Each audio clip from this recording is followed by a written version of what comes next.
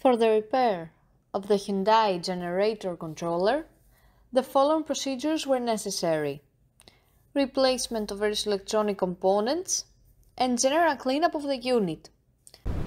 For testing, we add a 24-volt DC power supply, an oscillograph, and a custom communication simulator.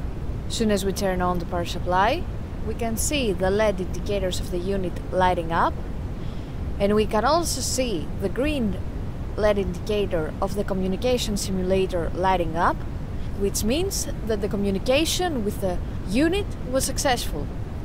We can also see the communication of the unit on the oscillograph screen.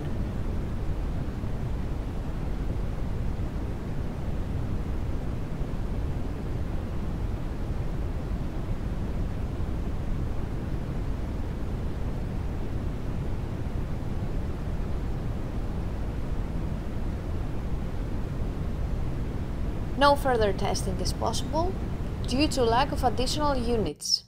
It is now clear that the generator controller is working successfully and is ready to be delivered to the customer.